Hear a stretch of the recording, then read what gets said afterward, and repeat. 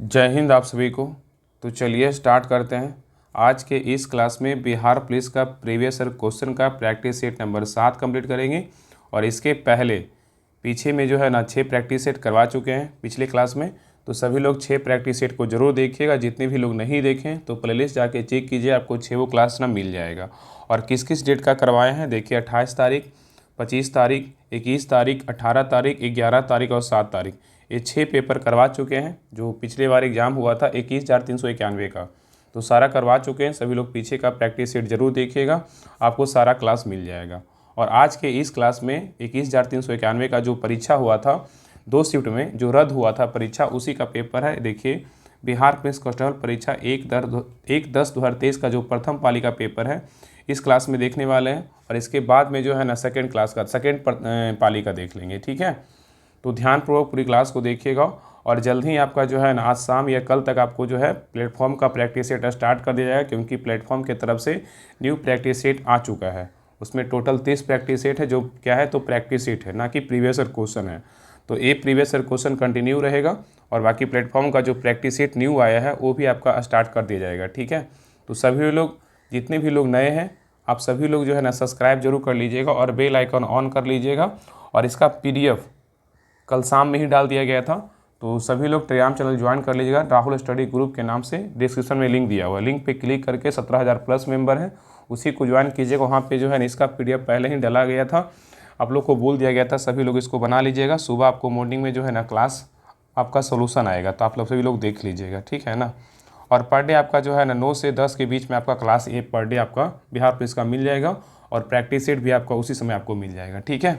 तो चलिए 1 घंटा के आसपास आपको सारा क्लास मिल जाएगा। बिहार पुलिस का एक प्रैक्टिस सेट और बिहार पुलिस का एक प्रीवियस ईयर क्वेश्चन पेपर, और आपको बिहार दरोगा का मिल जाएगा। मतलब सुबह जो है ना 2 से 3 क्लास आपको मिल जाएगा, ठीक है ना। तो चलिए स्टार्ट करते हैं, क्लास की शुरुआत करते हैं। अगर आप चैनल पे नए हैं तो चैनल को सब्सक्राइब कर लीजिएगा, और ध्यानपूर्वक पूरी क्वेश्चन को देखा कि क्वेश्चन में जो है ना क्या बोल रहा है और कौन सा क्वेश्चन हम कर पा रहे हैं, कौन सा मेरा क्वेश्चन गलत हुआ था। अगर आप लोग एग्जाम दिए होंगे फर्स्ट शिफ्ट में 21,391 का जो पेपर रद्द हुआ था, तो आप लोग को देख लीजिएगा, ठीक है ना। और ये पेपर जो है ना बहुत इंपॉर्टेंट है, किस प्रकार क्वेश्चन है उसका आपको पैटर्न पता चलेगा। तो चलिए देखिए पहला क्वेश्चन कह रहा है कि निम्नलिखित में से किस द्वीप का प्राचीन नाम सैंडविच द्वीप है, बताइए। क्वेश्चन कह रहा है कि निम्नलिखित में से किस द्वीप का प्राचीन नाम सैंडविच द्वीप है, बताइए क्या होगा। तो एक का सही उत्तर होगा ऑप्शन नंबर बी, हवाई द्वीप है। क्या है, हवाई द्वीप। तो याद रखिएगा कि हवाई द्वीप का प्राचीन नाम क्या है, तो सैंडविच द्वीप है। क्या है, सैंडविच द्वीप है, ठीक है। नेक्स्ट कह रहा है कि निम्न में से भारत किसका सबसे बड़ा निर्यातक है, बताइए। कह रहा है कि निम्न में से भारत किसका सबसे बड़ा निर्यातक है, बताइए किस क्या होगा इसका सही उत्तर। तो 2 का सही उत्तर होगा ऑप्शन नंबर डी, उपयुक्त में से कोई नहीं। क्या है, उपयुक्त में से कोई नहीं। तो याद रखिएगा कि भारत जो वर्तमान में है ना सबसे ज़्यादा निर्यातक किसका करता है, निर्यात करता है, तो पेट्रोलियम करता है। किसका करता है, पेट्रोलियम का, ठीक है। किसका करता है, पेट्रोलियम का करता है, ठीक है, याद रखिएगा। और कितना करता है, 98.01% करता है। नेक्स्ट आइए, कह रहा है निम्नलिखित में से किस महाद्वीप को विविधताओं का महाद्वीप कहा जाता है, बताइए। कह रहा है निम्नलिखित में से किस महाद्वीप को विविधताओं का महाद्वीप कहा जाता है, बताइए क्या होगा। तो 3 का सही उत्तर होगा ऑप्शन नंबर ए, एशिया को कहा जाता है। किसको कहा जाता है, एशिया को कहा जाता है, ठीक है। नेक्स्ट है, कह रहा है किस भारतीय वैज्ञानिक को न केवल नोबेल पुरस्कार अपितु भारत रत्न भी प्राप्त करने का क्या है, सम्मान प्राप्त है, बताइए। क्वेश्चन कह रहा है कि किस भारतीय वैज्ञानिक को न केवल नोबेल पुरस्कार जो है ना उनको साथ में भारत रत्न भी प्राप्त उनको मिला है, मतलब मिल गया है, बताइए कौन सा ऐसा वैज्ञानिक है जिनको दोनों पुरस्कार मिला है, बताइए। तो 4 का सही उत्तर होगा option number C, doctor CV Raman को। किनको मिला है, डॉक्टर CV रमन को मिला है, ठीक है। इनको कब मिला था, 1930 में भौतिक के लिए मिला था नोबेल पुरस्कार, ठीक है, याद रखिएगा। और इन्हीं को जो है ना 1954 में क्या मिला, तो भारत रत्न से सम्मानित किया गया, ठीक है, भारत रत्न पुरस्कार मिला, ठीक है, याद रखिएगा। नेक्स्ट है, कह रहा है कि एरिट्रिया जो 1993 में संयुक्त राष्ट्र का 182वां सदस्य बना, किस महादेश में स्थित है, बताइए। कह रहा है कि एरिट्रिया जो 1993 में संयुक्त राष्ट्र का 182वां सदस्य बना, किस महादेश में स्थित है, बताइए। तो 5 का सही उत्तर होगा ऑप्शन नंबर बी, अफ्रीका महादेश में स्थित है। कहाँ है, अफ्रीका महादेश में स्थित है, ठीक है। तो याद रखिएगा एरिट्रिया अफ्रीका महादेश में स्थित है, और यह पूर्वी उत्तरी अफ्रीका में लाल सागर के तट पे क्या है, तो स्थित है, ठीक है। चलिए क्वेश्चन नंबर 6 पे, क्वेश्चन नंबर 6 कह रहा है कि मैराथन दौड़ की आधिकारिक दूरी क्या है, बताइए। मैराथन दौड़ की आधिकारिक दूरी क्या है बताइए, क्या होगा? तो 6 का सही उत्तर होगा ऑप्शन नंबर बी, 26 मील 385 गज। क्या होगा? 26 मील 385 गज। नेक्स्ट है, कह रहा है कौन सा एकमात्र महाद्वीप, कह रहा है कौन सा एकमात्र महाद्वीप जिससे होकर कर्क रेखा, भूमध्य रेखा और मकर रेखा गुजरती है बताइए। कह रहा है कि कौन सा एकमात्र महाद्वीप है जिससे होकर कर्क रेखा, भूमध्य रेखा और मकर रेखा गुजरती है बताइए। तो 7 का सही उत्तर होगा ऑप्शन नंबर ए, अफ्रीका महाद्वीप है। क्या है? अफ्रीका महाद्वीप है। ठीक है, याद रखिएगा। और याद रखिएगा कि क्षेत्रफल की दृष्टि से यह एशिया के बाद विश्व का दूसरा सबसे बड़ा महाद्वीप है। कौन है? अफ्रीका। ठीक है, नहीं देखिए यहाँ पे, देखिए इसको सजाना है, इसमें कौन सा अंक बीच में आएगा। देखिए इसमें 8 का जो आंसर होगा ना, 8 का उत्तर क्या होगा? तो 8 का डी होगा। क्या बीच में भराएगा? तो 180 आएगा। ठीक है, इसको बना लीजिएगा। चलिए क्वेश्चन नंबर 9 पे। क्वेश्चन नंबर 9 कह रहा है कि महेंद्रगिरी, कह रहा है कि महेंद्रगिरी खालिस्तान की सबसे ऊंची चोटी बताइए। महेंद्रगिरी किसकी सबसे ऊंची चोटी है बताइए। महेंद्रगिरी किसकी सबसे ऊंची चोटी है बताइए, क्या होगा? तो 9 का सही उत्तर होगा ऑप्शन नंबर डी, पूर्वी घाट का है। किसका है? पूर्वी घाट का। तो महेंद्रगिरी पूर्वी घाट की क्या है? सबसे ऊंची चोटी है। ठीक है, याद रखिएगा। नेक्स्ट है, कह रहा है कि भारत के सर्वोच्च न्यायालय की स्थापना कब हुई थी बताइए। भारत के सर्वोच्च न्यायालय की स्थापना कब हुआ था बताइए, क्या होगा? तो 10 का सही उत्तर होगा ऑप्शन नंबर डी, 26 जनवरी 1950 को क्या हुआ था? तो भारत के सर्वोच्च न्यायालय का स्थापना किया गया था। ठीक है, याद रखिएगा। नेक्स्ट है, कह रहा है निम्नलिखित में से सुमेलित कीजिए। यहाँ पे सुमेलित करना है, सूची 1 को सूची 2 को क्या करना है? मिलाना है। बताइए क्या होगा? उगते सूरज की भूमि किसे कहते हैं बताइए। तो याद रखिए, उगते सूरज की भूमि किसे कहते हैं? जापान को कहा जाता है। किसको कहा जाता है? जापान को कहा जाता है। और मध्यरात्रि सूर्य की भूमि किसे कहते हैं बताइए। मध्यरात्रि सूर्य की भूमि किसे कहते हैं?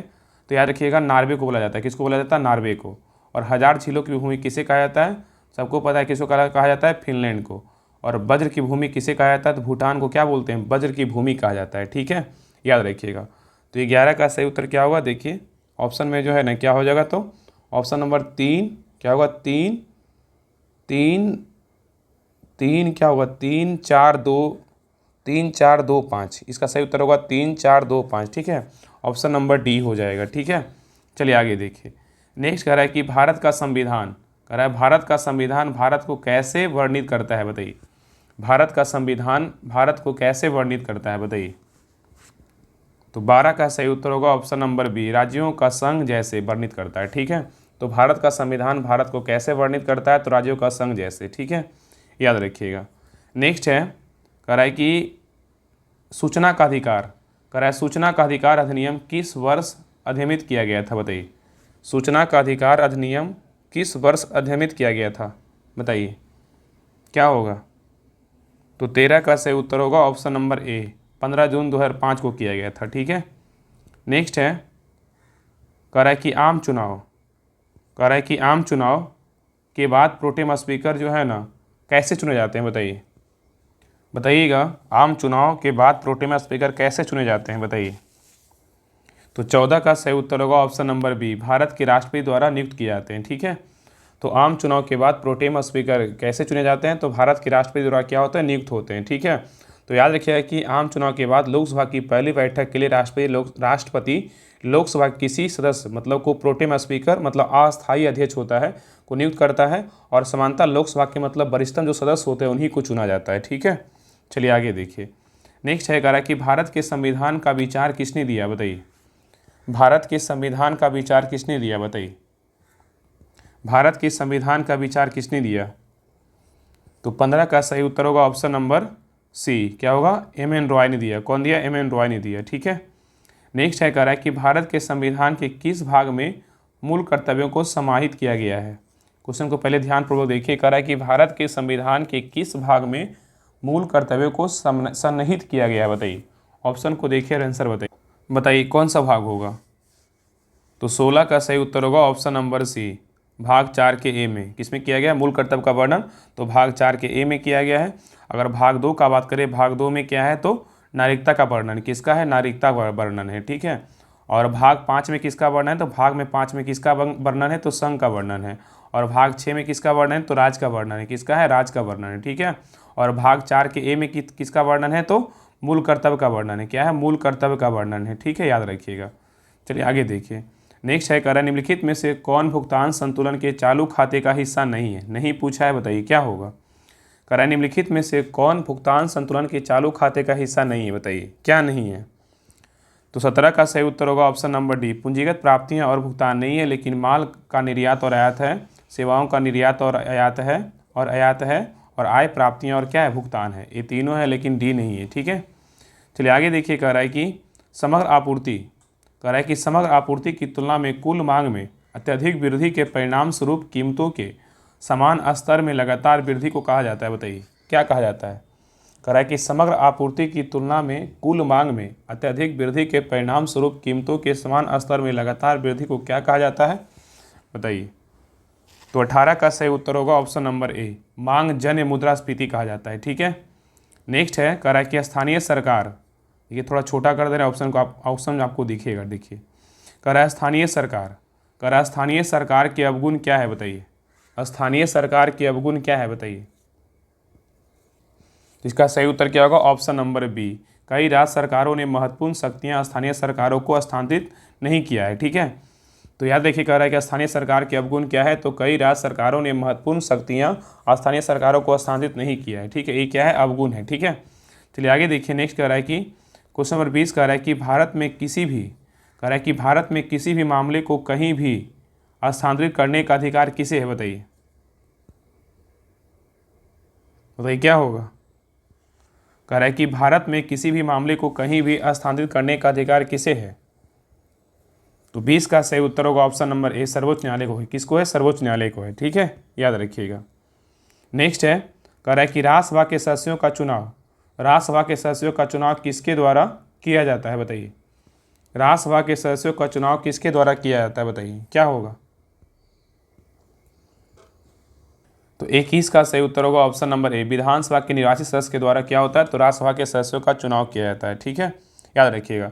तो याद रखिएगा कि राज्यसभा क्या है? एक अस्थायी सदन है और यह राज्यों के प्रतिनिधित्व करती है और इसके सदस्यों का निर्वाचन अप्रत्यक्ष विधि से होता है। ठीक है, याद रखिएगा।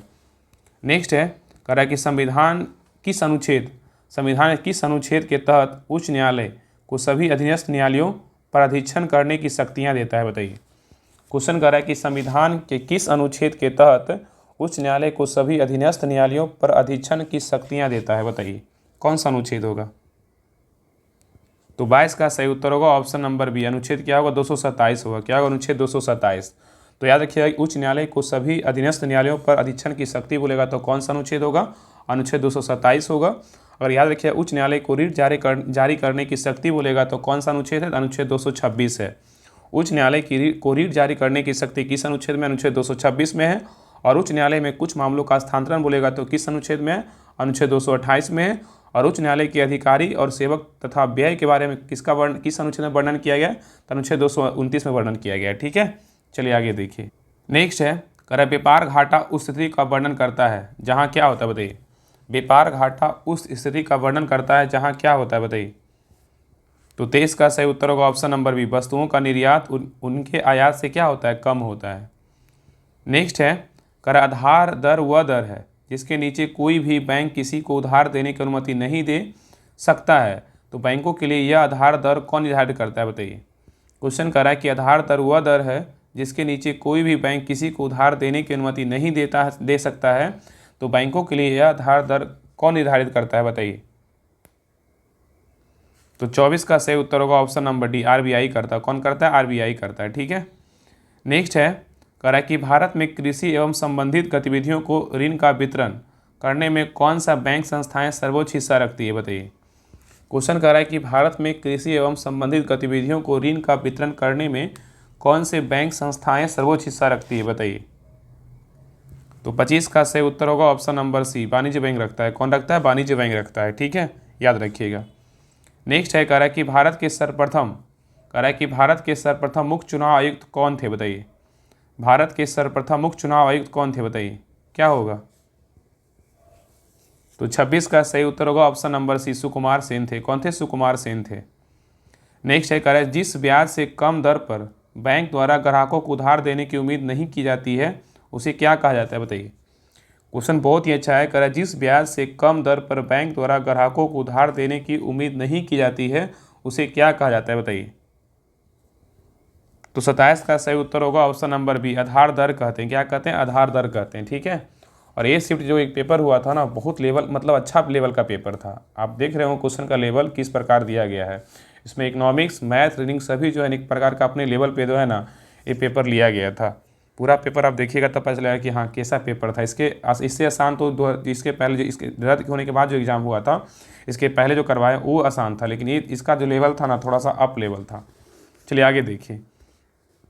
नेक्स्ट कह रहा है कि भारत में नाबार्ड बैंक किसको पुनर्वित्त प्रदान नहीं करता है? बताइए। क्वेश्चन बोला है कि भारत में नाबार्ड बैंक किसको पुनर्वित्त प्रदान नहीं करता है? किसको पुनर्वित्त प्रदान नहीं करता है? बताइए। तो 28 का सही उत्तर होगा ऑप्शन नंबर सी, निर्यात आयात बैंक को नहीं करता है, लेकिन अनुसूचित वाणिज्य बैंक को करता है, क्षेत्रीय ग्रामीण बैंक को करता है और राज्य भूमि विकास बैंक को करता है। ठीक है, याद रखिएगा। नेक्स्ट है प्रतिकूल भुगतान संतुलन की समस्या कब उत्पन्न होती है? बताइए।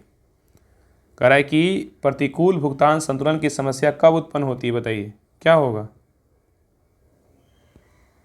तो 29 का सही उत्तर होगा ऑप्शन नंबर डी, जब आयात निर्यात से क्या है अधिक होता है। ठीक है, तो याद रखिए कि प्रतिकूल भुगतान संतुलन की समस्या कब उत्पन्न होती है? जब आयात निर्यात से क्या होता है अधिक होता है। ठीक है, चलिए आगे देखिए। नेक्स्ट देखिए, मैथ का क्वेश्चन आप लोग बना लीजिएगा, अगर नहीं बनेगा तो ग्रुप में आप लोग डाल दीजिएगा। ठीक है ना, वहाँ पे आपको सोल्यूशन मिल जाएगा। देखिए 30 का जो सही उत्तर होगा ऑप्शन नंबर सी होगा। चलिए आगे। 31 का राइट आंसर क्या होगा? तो 31 का सही उत्तर होगा ऑप्शन नंबर बी होगा। ठीक है, चलिए आगे देखिए। नेक्स्ट है 32 नंबर क्वेश्चन का सही उत्तर क्या होगा? तो 32 का सही उत्तर होगा ऑप्शन नंबर बी होगा। आगे देखिए क्वेश्चन नंबर 33 देखिए, इसका सही उत्तर क्या होगा? तो 33 का सही उत्तर होगा ऑप्शन नंबर 33 का क्या होगा? तो बी होगा। चलिए आगे क्वेश्चन नंबर 34 पे देखिए, भी मैथ का क्वेश्चन है। तो 34 का सही उत्तर क्या होगा? 34 का सही उत्तर होगा ऑप्शन नंबर सी होगा। चलिए नेक्स्ट क्वेश्चन पे आइए।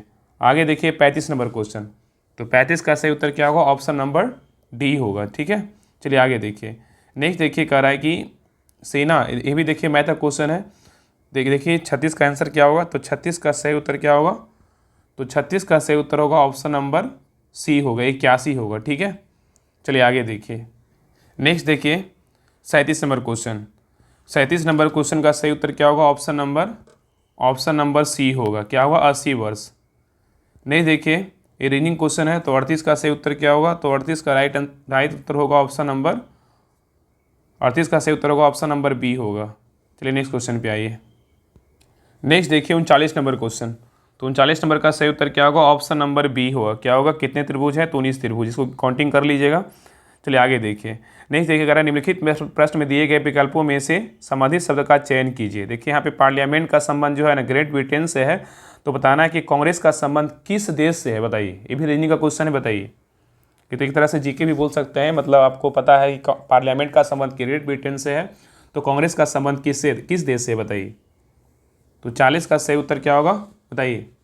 ऑप्शन नंबर ए होगा, अमेरिका संबंधित है। तो याद रखिएगा पार्लियामेंट जो है ना ग्रेट ब्रिटेन के पार्लियामेंट क्या बोलते हैं? तो ग्रेट ब्रिटेन के पार्लियामेंट को क्या बोलते हैं? पार्लियामेंट ही कहा जाता है। और यूएसए के पार्लियामेंट को क्या बोलते हैं? तो कांग्रेस कहा जाता है। ठीक है, चलिए आगे देखिए। नेक्स्ट है कि मट्टनचेरी महल कहाँ पर स्थित है? बताइए। मट्टनचेरी महल कहाँ पर स्थित है? बताइए। तो 41 का सही उत्तर होगा ऑप्शन नंबर डी, केरल में स्थित है। कहाँ स्थित है? केरल में। नेक्स्ट है देखिए कह रहा है एक विद्युत हीटर 2 सेकेंड में 200 जूल कार्य करता है। यदि उस सर्किट में 2 एम्पीयर विद्युत हो तो उस हीटर का प्रतिरोध पता करें। बताइए। इसको बनाना है, ठीक सा क्वेश्चन है, बताइए। कह रहा है एक विद्युत हीटर 2 सेकेंड में 200 जूल कार्य करता है, यदि उस सर्किट में 2 एम्पीयर विद्युत हो तो उस हीटर का प्रतिरोध पता करें। बताइए। तो 42 का सही उत्तर होगा ऑप्शन नंबर डी होगा। क्या होगा? 25 वाट होगा। ठीक है, प्रतिरोध पता करने बोला था, बताइए। इसका होगा 25 होगा। ठीक है, यहाँ पर इसको इस तरह से बनाना है ना। देखिए आपको सोल्यूशन पीडीएफ भेज देंगे, आप लोग वहाँ देख लीजिएगा। इसको यहाँ पे क्या बोल रहा है? 2 सेकंड में 200 जूल कार्य करता है, यदि उस सर्किट में 2 एम्पीयर, यहाँ पे 2 एम्पीयर बोल रहा है विद्युत हो तो उस हीटर का प्रतिरोध मतलब ओम क्या होगा? तो यहाँ पे जो है ना H बराबर क्या होता है? I² होता है। ठीक है, उसमें बैठा दिएगा 200 जूल बराबर क्या होगा? 2 गुना 2 पर स्क्वायर गुना R गुना 2 होगा, इसलिए R बराबर क्या होगा? 200/8 होगा, तो कितना होगा? 25 ओम होगा। क्या होगा? 25 ओम होगा। काटिएगा तो 25 ओम आएगा। ठीक है, नेक्स्ट आइए। आगे करा एक घर में बिजली के उपकरण जुड़े होते हैं। बताइए किस क्रम में होता है? बताइए। एक घर में बिजली के उपकरण जुड़े होते हैं किस क्रम में? बताइए। 43 का सही उत्तर क्या होगा? ऑप्शन नंबर बी होगा, समांतर क्रम में जुड़ा होता है। ठीक है, नेक्स्ट है करेक्ट, एक वस्तु 10 सेंटीमीटर त्रिज्या के वृत्ताकार पथ में गति करता है, यदि वह वृत्ताकार पथ में 2 चक्कर लगाता है तो उस वस्तु का विस्थापन होता है। बताइए क्या होगा? बताइए, कह रहा है एक वस्तु 10 सेंटीमीटर त्रिज्या के वृत्ताकार पथ में गति करता है, यदि वह वृत्ताकार पथ में 2 चक्कर लगाता है तो उस वस्तु का विस्थापन पूछा है, डिस्प्लेसमेंट। बताइए क्या होगा? तो 44 का सही उत्तर क्या होगा? ऑप्शन नंबर ए, शून्य होता है। क्या होता है? शून्य होता है। नेक्स्ट है एक वस्तु 16 मीटर की ऊंचाई से मुक्त रूप से धरती की ओर गिरता है, धरती से टकराने पर लगने वाला समय क्या होगा? बताइए, कह रहा एक वस्तु 16 मीटर की ऊंचाई से मुक्त रूप से धरती की ओर गिरता है तो धरती से टकराने में लगने वाला जो समय होगा, बताइए क्या होगा? तो 45 का सही उत्तर होगा ऑप्शन नंबर बी, 1.8 सेकेंड होगा। क्या होगा? 1.8 सेकेंड होगा। ठीक है, चलिए आगे देखिए। नेक्स्ट कह रहा है कि नालंदा विश्वविद्यालय के प्रमुख महान बंगाली विद्वान कौन थे? बताइए, नालंदा विश्वविद्यालय के प्रमुख महान बंगाली विद्वान कौन थे? बताइए।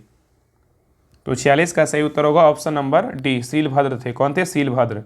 नेक्स्ट है पाटलिपुत्र नगर के संस्थापक कौन थे? बताइए, पाटलिपुत्र नगर के संस्थापक कौन थे? तो 47 का सही उत्तर होगा ऑप्शन नंबर सी, उदयन था। कौन था? उदयन था। ठीक है, नेक्स्ट है करा कांग्रेस का पहला अधिवेशन आयोजित किया गया था। बताइए कहाँ किया गया था और किसकी अध्यक्षता में किया गया था? बताइए, कांग्रेस का पहला अधिवेशन आयोजित किया गया था, बताइए कहाँ?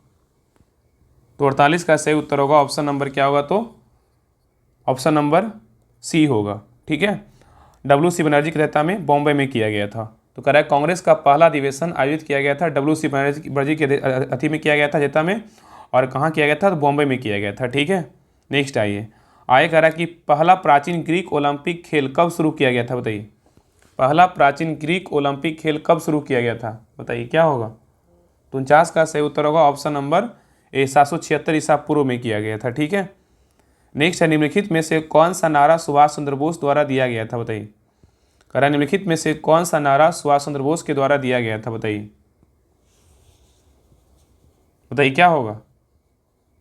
तो 50 का सही उत्तर क्या होगा? ऑप्शन नंबर सी, जय हिंद किसके द्वारा दिया गया था? तो सुभाष चंद्र बोस के द्वारा दिया गया था। ठीक है, और इनकलाब जिंदाबाद का नारा किसने दिया था? तो भगत सिंह दिया था।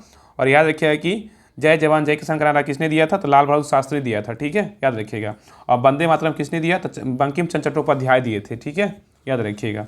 नेक्स्ट है कह रहा है कि सत्यमेव जयते उक्ति कहाँ से ली गई? बताइए, सत्यमेव जयते उक्ति कहाँ से ली गई? बताइए क्या होगा? सत्यमेव जयते उक्ति कहाँ से लिया गया है? तो 51 का सही उत्तर होगा ऑप्शन नंबर बी, मुंडको उपनिषद से लिया गया। कहाँ से लिया गया? मुंडको उपनिषद से लिया गया है। नेक्स्ट है अखिल भारतीय दलित वर्ग संघ की स्थापना किसने की थी? बताइए, अखिल भारतीय दलित वर्ग संघ की स्थापना किसने किया था? बताइए क्या होगा? तो 52 का सही उत्तर होगा ऑप्शन नंबर ए, भीमराव अम्बेडकर के द्वारा किया गया था। तो अखिल भारतीय दलित वर्ग संघ की स्थापना किसने की थी? तो भीमराव अम्बेडकर के द्वारा किया गया था। ठीक है, नेक्स्ट है करा कि निम्नलिखित में से किसकी स्थापना गोपाल कृष्ण गोखले ने की थी? बताइए, करा निम्नलिखित में से किसकी स्थापना गोपाल कृष्ण गोखले ने की थी? बताइए,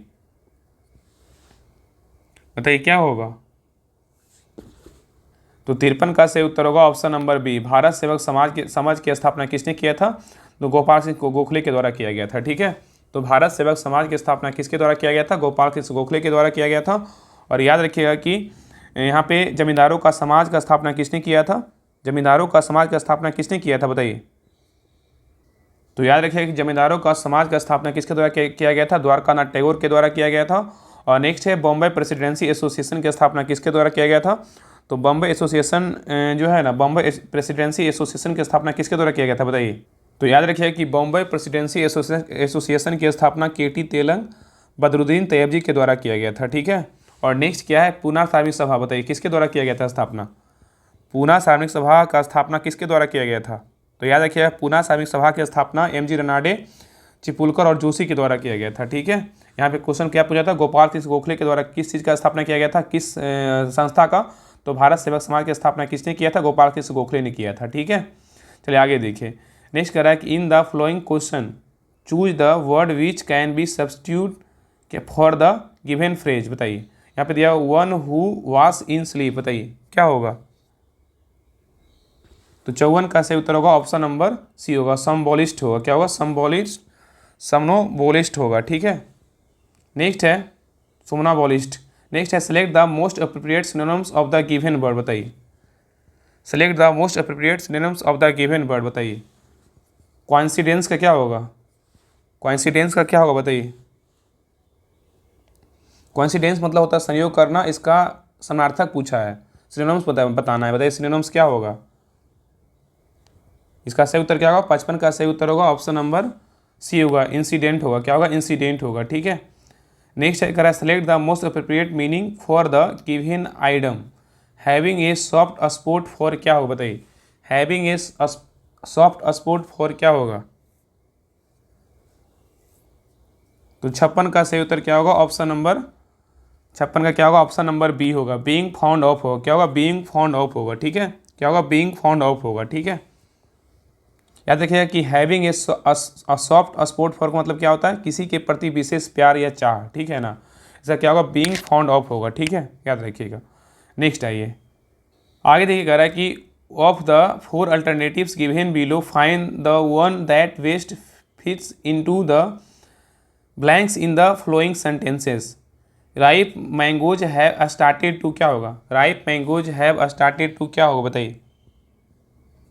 तो 57 का राइट आंसर क्या होगा, ऑप्शन नंबर क्या होगा, तो बी होगा, फॉल आउट होगा, क्या होगा, fall out, fall of, sorry यहाँ पे इसका फॉल ऑफ होगा, क्या होगा, फॉल ऑफ होगा, ठीक है, फॉल ऑफ, इसका क्या होगा, फॉल ऑफ होगा, ठीक है। इसका मतलब क्या होता है, अलग होना या तो गिरना, ठीक है। यहाँ पे कह रहा है ripe mangoes have started to fall off होगा, क्या होगा, फॉल ऑफ, ठीक है, सही उत्तर ऑप्शन नंबर डी होगा। चलिए नेक्स्ट क्वेश्चन पे आइए।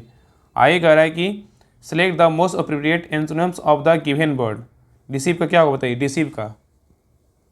डिसीव का अर्थ होता है धोखा देना, बताइए इसका विलोम पूछा है कि विलोम क्या होगा बताइए।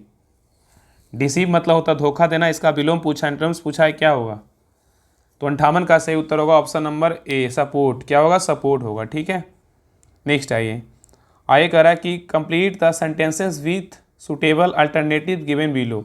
Swati is gentle, her sister खालिस्तान ईट, क्या भराएगा बताइए।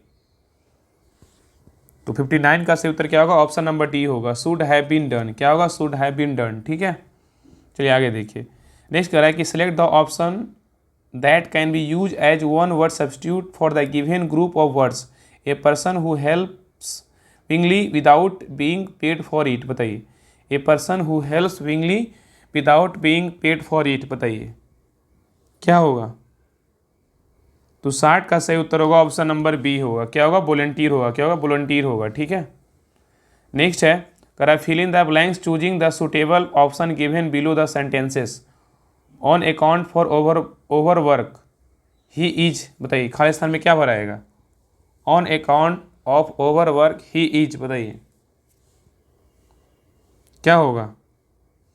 तो 61 का सही उत्तर क्या होगा, ऑप्शन नंबर ए होगा, क्या होगा, रन डाउन होगा, क्या होगा, रन डाउन होगा, ठीक है। नेक्स्ट है कह रहा है कि इनमें से कौन अलवार महिला संत है, बताइए। कह रहा है इनमें से कौन अलवार महिला संत है, बताइए। तो 62 का सही उत्तर होगा ऑप्शन नंबर ए, अंडाल है, क्या है, अंडाल, ठीक है, याद रखिएगा। नेक्स्ट है बाक में, देखिए थोड़ा क्वेश्चन छोटा कर दे रहे हैं आप लोग, ध्यानपूर्वक देखिए। कह रहा है कि बाक के अशुद्ध भाग में त्रुटिपूर्ण भाग है, चयन कीजिए। इस जो वर्ड लिखा हुआ देखिए उसकी खराब स्थिति को देखकर मुझे दुख और क्षोभ हुआ, तो कोई त्रुटि नहीं है, मतलब इसमें ऑप्शन दिया हुआ है, उसी में ऑप्शन लगा हुआ है, कौन इसमें त्रुटिपूर्ण है, कौन सा वाक्य गलत तरीके से लिखा हुआ, बताइए। तो 63 का सही उत्तर होगा ऑप्शन नंबर सी होगा, क्या होगा, सी होगा, ठीक है। दुख और क्षोभ क्या है, एक गलत वर्ड लिखा हुआ है, ठीक है, क्या है, गलत तरीके से लिखा हुआ है। यहाँ पे जो है ना, यहाँ पे कह रहा है कि बाक का कर्ता मुझे एक वचन है, इसलिए क्रिया का रूप एक वचन होगा। बाक में क्षोभ हुए की जगह क्या होगा, क्षोभ हुआ, क्या होगा, क्षोभ हुआ, ठीक है। यहाँ पे होगा क्षोभ हुआ के हुए की जगह क्या होगा, क्षोभ हुआ, तब क्या होगा, सही होगा, इसलिए त्रुटिपूर्ण पूछाता है, क्या होगा, ऑप्शन नंबर सी होगा। आगे देखिए नेक्स्ट कह रहा है कि जो सब कुछ जानता है वह है, बताइए क्या कहलाता है, जो सब कुछ जानता है वह क्या कहलाता है, बताइए। जो सब कुछ जानता है वह क्या कहलाता है। तो 64 का सही उत्तर होगा ऑप्शन नंबर बी, सर्वज्ञ कहलाता है, क्या कहलाता है, सर्वज्ञ कहलाता है। नेक्स्ट देखिए ऑप्शन को देखिए, क्वेश्चन के साथ ऑप्शन को देखिए। कह रहा है कि निम्न वाक्यों को क्रम से लिखिए, मतलब क्रम के अनुसार लिखना है, कौन सा वर्ड पहले लिखा गया, शुरू से लेकर लास्ट तक बैठा के लिखना है, कौन सा वर्ड पहले लिखाएगा, बताइए। देखिए यहाँ पे जो कौवा घड़े में कंकड़ डालने लगा, एक कौवा को प्यास लगी, घड़े में पानी बहुत नीचे था, बगीचे में उसने एक घड़ा देखा, बताइए सीरीज के अनुसार कौन भराएगा, बताइए। देखिए 65 का सही उत्तर क्या होगा, ऑप्शन नंबर ए होगा। क्या होगा, ऑप्शन नंबर ए होगा। 2 4 3 1, ठीक है। पहले क्या होगा, एक कौवा को प्यास लगा, पहले प्यासे लगेगा ना, एक कौवा को प्यास लगा, उसके बाद क्या किया, बगीचे में उसने एक घड़ा देखा, ठीक है। उसके बाद क्या किया, उसके बाद क्या किया कि घड़े में पानी बहुत नीचे था, उसके बाद क्या किया, कौवा घड़े में कंकड़ डालने लगा। ये जो है ना चैप्टर पहले ही आप लोग पढ़े होंगे, हम भी पढ़े थे, शायद 2 या 3 में था, याद नहीं कन्फर्म है। उसमें ये जो है ना कौवा कंकड़ का ये कहानी था। इसका सही उत्तर क्या होगा, ऑप्शन नंबर ए होगा, ठीक है। चलिए आगे देखिए। नेक्स्ट है, कह रहा है कि शरणार्थी शब्द का चयन कीजिए, नियति क्या हो बताइए। शरणार्थी शब्द का चयन कीजिए, नियति क्या होगा बताइए, नियति का क्या होगा। तो 66 का सही उत्तर होगा ऑप्शन नंबर डी, भाग होगा। क्या होगा, भाग होगा। नेक्स्ट आइए, कह रहा है कि रिक्त स्थान की पूर्ति करे, देवानंद का काम के प्रति लगन और निष्ठा है, बताइए कैसा है, देवानंद का काम के प्रति लगन और निष्ठा है, बताइए। 67 का सही उत्तर होगा ऑप्शन नंबर डी होगा, अनुकरणीय हो। क्या है, अनुकरणीय है, ठीक है। नेक्स्ट है, असंगत मतलब बेमेल शब्द का चयन कीजिए, इसमें असंगत कौन सा है बताइए, असंगत कौन सा है बताइए, क्या होगा इसमें, असंगत पूछा है, असंगत बताइए, असंगत कौन सा होगा। देखिए 68 का सही उत्तर क्या होगा, ऑप्शन नंबर सी होगा। क्या होगा, नख मतलब क्या होता है, नाखून होता है, इसका नख मतलब होता है नाखून होता है, ठीक है, नाखून होता है। याद रखिएगा कि अन जो है जितने भी 3 पाँव नेत्र हस्त जो है, ये सब क्या है, शरीर का सक्रिय अंग के नाम है। पाँव नेत्र और हस्त क्या है, शरीर के सक्रिय अंग का नाम है, जबकि नाखून क्या निष्क्रिय अंग है, क्या है, निष्क्रिय अंग है, ठीक है, इसलिए क्या है, डिफरेंट है, ठीक है, असंगत है। चलिए आगे देखिए। नेक्स्ट है, निम्न में से कौन सा मच्छर जनित रोग नहीं है, बताइए, इसमें कौन सा मच्छर जनित रोग नहीं है, बताइए। 73 का सही उत्तर होगा ऑप्शन नंबर सी, नींद की बीमारी नहीं है, लेकिन डेंगू बुखार, मलेरिया, फाइलेरिया क्या है, तो मच्छर जनित रोग है। याद रखिएगा, नींद की बीमारी जो है ना किससे होता है, सेटेसिस, सेट से कीट मतलब प्रोटोजुआ होने वाली क्या है, बीमारी है, ठीक है, याद रखिएगा। नेक्स्ट कह रहा है कि निम्नलिखित में से किसमें प्रतिरक्षी गठन होता है, बताइए। निम्नलिखित में से किसमें प्रतिरक्षी गठन होता है, बताइए।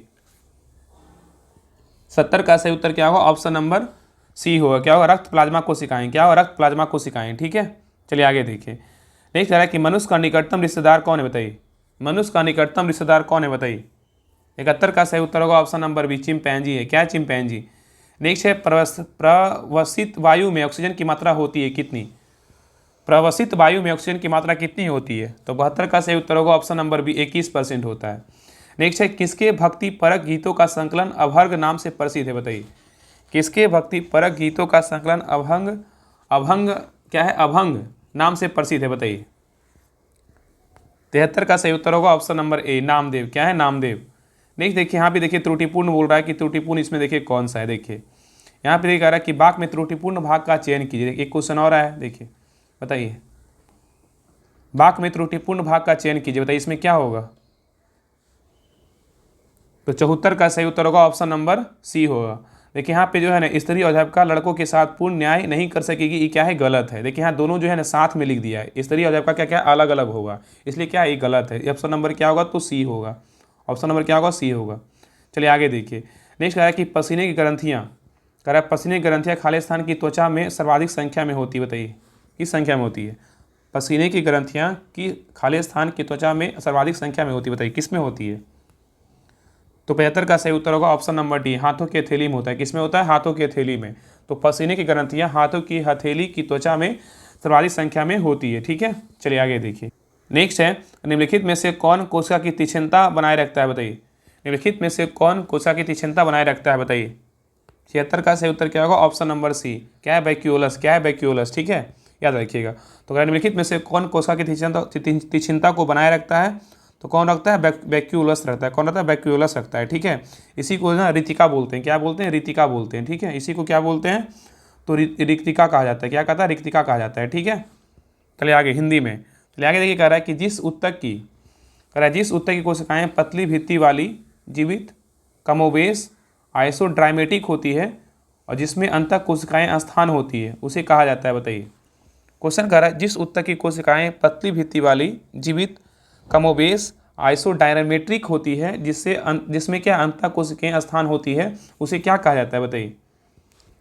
तो 77 का सही उत्तर क्या होगा, ऑप्शन नंबर सी होगा, पैरेन्काइमा कहते हैं। क्या कहते हैं, पैरेन्काइमा कहते हैं। नेक्स्ट देखिए, कह रहा है कि निम्नलिखित में से सही कथन को चुनिए, इसमें सही कथन कौन सा है, बताइए। भाई सही कथन कौन सा है, बताइए क्या होगा। निम्नलिखित में से सही कथन का चयन कीजिए, बताइए कौन सा सही कथन है। तो 78 का सही उत्तर होगा ऑप्शन नंबर सी, क्लोरोप्लास्ट केवल पादप कोशिकाओं में पाए जाते हैं, लेकिन जंतु कोशिकाओं में नहीं पाया जाता है, ठीक है। याद रखिए, क्लोरोप्लास्ट केवल पादप कोशिकाओं में पाया जाता है, जंतु कोशिकाओं में नहीं पाया जाता है। नेक्स्ट है, कह रहा है कि निम्नलिखित में से किन अणु या अणुओं की संरचना पिंजरे जैसी होती है, बताइए। कह रहा है निम्नलिखित में से किन अणु या अणुओं की संरचना पिंजरे जैसे होती है, बताइए। किसका होता है बताइए, इसमें बताइए कौन है, हीरा, ग्रेफाइट, फ्लोरीन, कौन होगा, किसका पिंजरे जैसा संरचना होता है, बताइए। तो 79 का सही उत्तर क्या होगा, ऑप्शन नंबर डी, केवल 3 का। किसका होता है, फ्लोरीन का होता है, केवल किसका होता है, फ्लोरीन का होता है। नेक्स्ट है, VT ग्राफ के अंतर्गत क्षेत्रफल जो एक भौतिक मात्रा का प्रतिनिधित्व करता है उसकी इकाई क्या है, बताइए। कह रहा है कि V-T ग्राफ के अंतर्गत का क्षेत्रफल जो एक भौतिक मात्रा का प्रतिनिधित्व करता है उसकी इकाई क्या है, बताइए। 80 का सही उत्तर होगा ऑप्शन नंबर बी, क्या होगा, मीटर होगा, ठीक है। नेक्स्ट है, निम्नलिखित में से कौन एक समांगी मिश्रण का उदाहरण है, बताइए। कह रहा है निम्नलिखित में से कौन सा एक समांगी मिश्रण का उदाहरण है, बताइए। 81 का सही उत्तर होगा ऑप्शन नंबर सी, नमक का घोल है, ठीक है। नेक्स्ट है, निम्नलिखित में से कौन सा सही है, बोल रहा है क्वेश्चन कर रहा है कि प्लास्टर ऑफ पेरिस का जमना होता है, बताइए। कह रहा है निम्नलिखित में से कौन सही है, प्लास्टर ऑफ पेरिस का जमना होता है, बताइए, क्या कहलाता है। तो 82 का सही उत्तर होगा ऑप्शन नंबर सी, जलयोजन को दूसरा हाइड्रेट बनाता है, क्या कराता है, जलयोजन जो दूसरा हाइड्रेट बनाता है, ठीक है। नेक्स्ट आइए, कह रहा है निम्नलिखित में से किसका या किनका उपयोग परमाणु रिएक्टरों में मंदक के रूप में किया जाता है, बताइए। किसका उपयोग परमाणु रिएक्टर या मंदक के रूप में किया जाता है, बताइए। 83 का सही उत्तर होगा ऑप्शन नंबर डी, इनमें सभी। ग्रेफाइट का भी करते हैं, पैराफिन में भी करते हैं, बाहरी पानी में भी करते हैं, ठीक है। चलिए आगे देखिए। नेक्स्ट कह रहा है कि निम्नलिखित समीकरणों में ऑक्सीकरण एजेंट क्या है, बताइए। समीकरण को देखिए, बताइए कि इसमें जो है ना समीकरण में ऑक्सीकरण एजेंट क्या है, बताइए। तो 84 का सही उत्तर होगा ऑप्शन नंबर क्या होगा, तो ए होगा, HASO2AQ होगा, ठीक है, HASO2AQ होगा। याद रखिए यहाँ पे जो है ना HASO2, यहाँ पे इसका जो है ना, यहाँ पे AS, यहाँ पे देखिए SN4 जो है ना, इसमें क्या है, तो रिडक्शन अभिक्रिया है। तो याद रखिए कि H + AS3O2, AS का ऑक्सीडेशन संख्या 3 से 0 है, यहाँ पे क्या होता है, मतलब 3 से 0 हो जाता है, अतः यह एक अपकरण विक्रिया है, इसलिए HASO2 एक क्या है, ऑक्सीकरण का कार्य कर रहा है, ठीक है। इसको जब बनाइएगा तो आपको पता चल जाएगा, ठीक है। चलिए आगे देखिए। नेक्स्ट है, निम्नलिखित में से कौन एक उपधातु है, बताइए। कह रहा है निम्नलिखित में से कौन एक उपधातु है, बताइए। कौन एक उपधातु है। 85 का सही उत्तर होगा ऑप्शन नंबर डी, आर्सेनिक है, क्या है, आर्सेनिक है। नेक्स्ट है, निम्नलिखित में से प्रश्नों में दिए गए विकल्पों में संबंधित शब्द का चयन कीजिए। देखिए यहाँ पे दिया हुआ है, यहाँ पे बैठाना है। नोबिलिटी क्या हो, ओल्डनेस है, तो न्यूजनेस का क्या होगा, बताइए। देखिए नोबिलिटी मतलब क्या होता है, नवीनता होता है, क्या होता है, नवीनता। इसका विपरीत बोला गया तो क्या होता है, ओल्डनेस होगा। ओल्डनेस मतलब क्या, प्राचीनता होता है। इसी प्रकार न्यूजनेस मतलब क्या होता है, मतलब नयापन होता है। इसका विपरीत क्या होगा, एंटीक्यूटी होगा, क्या होगा, एंटीक्यूटी होगा, ठीक है, एंटीक्यूटी। इसका मतलब क्या होता है, प्राचीन काल होता है। इसका सही उत्तर होगा ऑप्शन नंबर डी। नेक्स्ट ये कह रहा है कि 1919 में घटित जलियांवाला बाग नरसंहार कांड का दोष ब्रिटिश सेना के किस जनरल पर था, बताइए। कह रहा है 1919 में घटित जलियांवाला बाग नरसंहार कांड का दोष ब्रिटिश सेना के किस जनरल पर था, बताइए। 87 का सही उत्तर होगा option number A, general Dyer. कौन था, जनरल डायर था, ठीक है। नेक्स्ट है, कह रहा है कि गीतांजलि पुस्तक के लेखक कौन है, बताइए। गीतांजलि पुस्तक के लेखक कौन है, इसका सही उत्तर क्या होगा, option number C, Rabindranath Tagore है। कौन, रविन्द्रनाथ टैगोर है। नेक्स्ट निम्नलिखित में से कौन सा शहर हड़प्पा सभ्यता से संबंधित है, बताइए। कौन सा शहर हड़प्पा सभ्यता से संबंधित है, बताइए। तो 89 का सही उत्तर होगा ऑप्शन नंबर ए, धौलावीरा है, क्या है, धौलावीरा। नेक्स्ट है, राष्ट्रीय महिला आयोग की स्थापना कब की गई थी, बताइए। राष्ट्रीय महिला आयोग का स्थापना कब किया गया था, बताइए। राष्ट्रीय महिला आयोग का स्थापना कब किया गया था। तो 90 का सही उत्तर क्या होगा, ऑप्शन नंबर क्या होगा, तो डी होगा, 1992 में किया गया था, ठीक है। याद रखिएगा कि राष्ट्रीय महिला आयोग की स्थापना जनवरी 1992 में राष्ट्रीय महिला आयोग अधिनियम 1990 के तहत जो है ना एक वैधानिक निकाय के रूप में किया गया था। अधिनियम कौन था अधिनियम 1990 था, स्थापना किया गया था 1992 में। नेक्स्ट है, सरकार ने 23-24 में प्रधानमंत्री आवास योजना परिव्यय में कितने प्रतिशत वृद्धि की घोषणा की है, बताइए। कह रहा है सरकार ने, देखिए करेंट का क्वेश्चन है, बताइए क्या होगा। इसका आंसर बता दे रहे हैं, 91 का जो सही उत्तर होगा ऑप्शन नंबर क्या होगा, तो ए होगा, 66%, ठीक है। आगे देखिए, ये भी करेंट का क्वेश्चन है। कह रहा है कि बजट 23-24 में 2 साल के लिए 7.5% निश्चित ब्याज दर वाली महिलाओं के लिए एक नई बचत योजना शुरू की गई। योजना का नाम क्या है, बताइए। तो 92 का सही उत्तर होगा ऑप्शन नंबर बी, महिला समान बचत प्रमाण पत्र, ठीक है। आगे देखिए, नेक्स्ट है, करा आर्टिफिशियल इंटेलिजेंस द्वारा संचालित विश्व के सर्वप्रथम रेडियो प्लेटफॉर्म का नाम क्या है, बताइए। आर्टिफिशियल इंटेलिजेंस द्वारा संचालित विश्व के सर्वप्रथम रेडियो प्लेटफॉर्म का नाम क्या है, बताइए, क्या होगा। 93 का सही उत्तर होगा option number C, radio GPT है। क्या है? Radio GPT. नेक्स्ट है, खेलों में उत्कृष्टता के लिए कौन सा पुरस्कार दिया जाता है? बताइए, खेलों में उत्कृष्टता के लिए कौन सा पुरस्कार दिया जाता है? बताइए। तो 94 का सही उत्तर होगा ऑप्शन नंबर बी, अर्जुन पुरस्कार दिया जाता है। ठीक है, इसकी राशि कितनी है? 15 लाख। इसकी राशि कितनी होती है? विजेता को मिलता है 15 लाख मिलता है। और अर्जुन पुरस्कार का स्थापना कब हुआ था, मतलब इसका शुरुआत कब हुआ था? 1961 में जो है, मतलब इसका शुरुआत हुआ था दिए जाने के लिए। ठीक है, याद रखिएगा। और इसका पुरस्कार राशि कितनी होती है? 15 लाख रुपया। और अर्जुन पुरस्कार कब से दिया जाता है? 1961 से जो है ना अर्जुन पुरस्कार दिया जाता है। ठीक है, चलिए आगे देखिए। नेक्स्ट करा कि किस ओलंपिक खेल में मशाल रिले प्रक्रिया की शुरुआत हुई? बताइए, किस ओलंपिक खेल में मशाल रिले की प्रक्रिया शुरुआत हुई? तो 95 का सही उत्तर होगा ऑप्शन नंबर सी, 1936 के बर्लिन ओलंपिक में। ठीक है, नेक्स्ट है, करेक्ट, बैक्टीरिया की खोज सबसे पहले किसने की थी? बताइए, बैक्टीरिया की खोज सबसे पहले किसने की थी? बताइए क्या होगा? तो 96 का सही उत्तर होगा ऑप्शन नंबर ए बी लेवेनहॉक ने किया था। कौन किया था? एंटोनी लेवेनहॉक ने किया था। ठीक है, नेक्स्ट है, किस भारतीय महिला मुक्केबाज ने महिला विश्व बॉक्सिंग चैंपियनशिप 2023 में स्वर्ण पदक जीता है? बताइए, कह किस भारतीय महिला मुक्केबाज ने महिला विश्व बॉक्सिंग चैंपियन 2023 में स्वर्ण पदक जीता है? बताइए। तो 97 का सही उत्तर होगा option number C, Nitu Ghanghas. कौन जीते? नीतू घंघास। और याद रखिए, नीतू घंघास का संबंध किससे है? कभी कभी खेल का जो है ना, खिलाड़ी का संबंध पूछता है कौन सा खेल से है। तो नीतू घंघास का संबंध किस खेल से? तो क्या है? महिला मुक्केबाज है। क्या है? इनका संबंध बॉक्सिंग से है। ठीक है, आगे देखिए। नेक्स्ट करा है कि रेड फ्लैग भारत एवं निम्नलिखित में से किस देश के बीच संयुक्त अभ्यास का नाम है? बताइए, रेड फ्लैग करा है कि रेड फ्लैग भारत एवं निम्नलिखित में से किस देश के बीच एक क्या है? संयुक्त अभ्यास का नाम है। बताइए क्या होगा? तो 98 का सही उत्तर होगा ऑप्शन नंबर सी। क्या है? संयुक्त राज्य अमेरिका के बीच क्या है? एक संयुक्त अभ्यास है। ठीक है, तो रेड फ्लैग अभ्यास किन दो देश के बीच होता है? तो भारत और किसके बीच होता है? अमेरिका के बीच होता है। नेक्स्ट है, रावत भाटा परमाणु संयंत्र निम्नलिखित में से किस राज्य में स्थित है? बताइए, रावत भाटा परमाणु संयंत्र निम्नलिखित में से किस राज्य में? बताइए। तो रावत भाटा कहाँ है? राजस्थान में है। कहाँ है? राजस्थान में है। ठीक है, और गुजरात में कौन है? काकरापारा। गुजरात में कौन है? काकरापारा। ठीक है, और तमिलनाडु में कौन है? तो कलपक्कम और क्या है? कुंडलकुरम है। ठीक है, याद रखिएगा। और मध्य प्रदेश में कोई जो है ना परमाणु संयंत्र नहीं है।